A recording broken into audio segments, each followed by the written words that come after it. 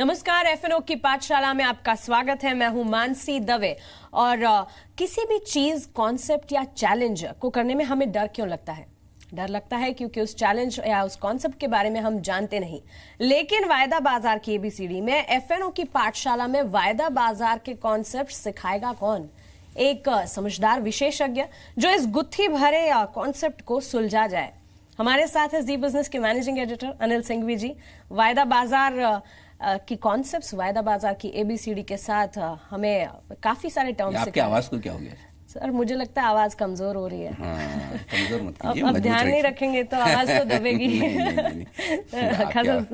बिल्कुल मजबूत रहने में समझदारी है। जी बताइए, आज क्या बात करेंगे, बताइए। बस मैं सोच रही हूँ कि कुछ कॉन्सेप्ट्स अब समझ लें, क्योंकि ऑप्शंस हम सीखने की शुरुआत कर रहे हैं। जैसे कि हमने फ्यूचर्स में भी शुरुआत की थी कि फ्यूचर का कॉन्सेप्ट समझने से पहले उसके कुछ शब्द हैं, कुछ टर्म्स हैं जिसे समझ लिया जाए। तो ऑप्शंस में भी कुछ ऐसे टर्म्स मैं निकाल के लाई हूँ जिसके मायने में समझना चाहूंगी। तो एटीएम, तो एक चीज तो ये कि हम स्ट्राइक प्राइस, प्रीमियम, ये सब बता चुके हैं। जो ट्विटर पर या फेसबुक पर जो रेस्पॉन्स आ रहा है वो ये कह भी रहे हैं कि वो पूरी चीज समझ में नहीं आ रही। हाँ। तो उसका एक ही सॉल्यूशन है, एक बार में नहीं आएगी। मैं लगातार कह रहा हूँ, जब ऑप्शंस में आप जा रहे हैं तो आपको एक से ज्यादा बार देखना पड़ेगा। जी बिल्कुल। रिवाइज कीजिए, सिंपल है।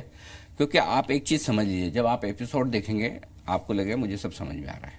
हाँ। क्योंकि जिनसे मैं सिखाऊं उन्होंने तो और भी ज्यादा मुश्किल तरीके से सिखाया था। अच्छा। और मारपीट के भी सिखाया था। ठीक है ना, मैं तो आपको बड़े आराम से हंसते से सिखा रहा हूँ, तो तब भी मुझे बड़ी मुश्किल हुई। तो ये दिक्कत आएगी। ठीक है। लेकिन इससे डर के, घबरा के छोड़ दे वैसा मत करिए जी।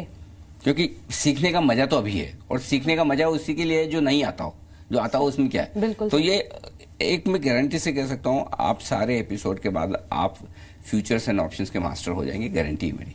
बस थोड़ा सा रिवाइज करते रहिए। चलिए, तो आज एटीएम, आईटीएम, ओटीएम, हाँ, ये तीन चीजें हैं। हाँ, इनकी बात करते हैं। एटीएम से मेरी तो समझ यही है कि वे एटीएम से मेरे पैसों की जरूरत पूरी होती है, और अगर चाहे मैं अपना एटीएम कार्ड यूज करूं ना करूं, पापा का एटीएम कार्ड तो यूज कर ही लेती हूँ। लेकिन एक्सपायरी जैसे अलग थी फ्यूचर्स में, मुझे लगता है ऑप्शंस में एटीएम भी एटीएम नहीं है, कुछ अलग ही मायने हैं। अलग है। एटीएम का फुल फॉर्म है at the money option. At the money मतलब पैसे के पास वाला ऑप्शन जी। और यहां मनी से मतलब क्या है? किसी भी शेयर या इंडेक्स का भाव जिसमें फ्यूचर्स में ट्रेड हो रहा है, ऑप्शंस में ट्रेड हो रहा है। तो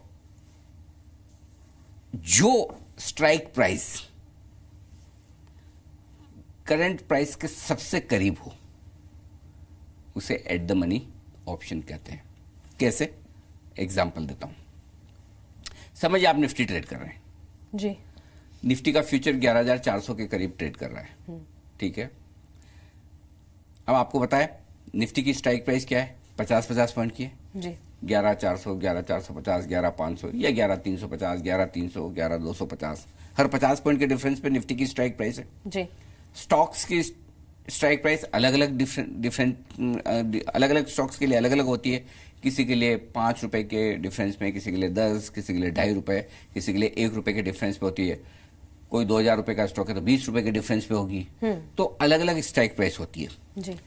एट द मनी ऑप्शन का मतलब यह कि जो भी भाव चल रहा है कैश मार्केट का, उसके आसपास की जो स्ट्राइक प्राइस है उसको एट द मनी कहते हैं। ठीक है। उदाहरण दूं आपको? जी।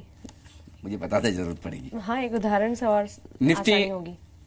आप अंदाज से मुझे बोलिए कि निफ्टी क्या चल रहा है, या कोई भी स्टॉक की प्राइस आप मुझे बोलिए कि ये स्टॉक एचडीएफसी क्या भाव चल रहा है। निफ्टी ही ले लेते, 11,000 के आसपास। 11,000 निफ्टी चल रहा है। हाँ। अब 11,000 निफ्टी चल रहा है तो 11,000 के पास का जो स्ट्राइक प्राइस होगा वो होगा एट द मनी, यानी कि 11,000 ही हुआ। करेक्ट? ओके। सपोज 10,990 चल रहा है तो उसके नजदीक का स्ट्राइक प्राइस क्या है? 11,000। तो आपके लिए एट द मनी 11,000 हो गया। ठीक है। तो 10 या 11,010 हो गया। ठीक है, 10-15 पॉइंट ऊपर है तब भी 11,000 उसका नियरेस्ट स्ट्राइक प्राइस जो है उसको एट द मनी कहते हैं। ठीक है। ठीक है। अच्छा, ऐसा कोई रूल नहीं है कि एट द मनी में ट्रेड करने का तरीका कुछ अलग होगा और दूसरे तरह के ऑप्शंस में कुछ अलग होगा, वैसा कुछ नहीं। ये सहूलियत के लिए, सहूलियत के लिए क्यों है? जब ट्रेडर कोई ट्रेड करता है ऑप्शन में,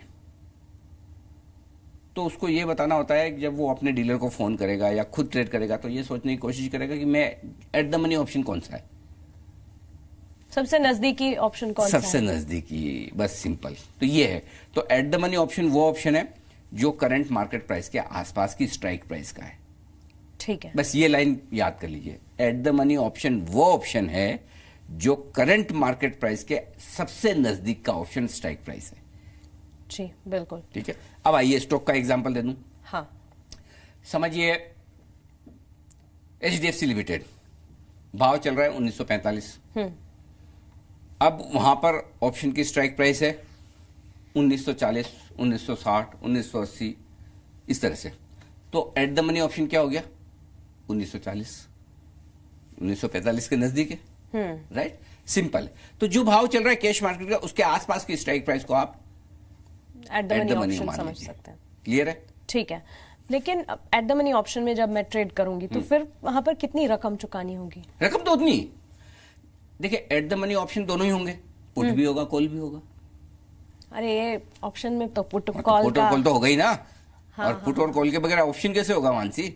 हाँ, अभी तक मैं फ्यूचर में ही चल रही हूँ। हाँ, अरे प्रेजेंट में आ जाओ।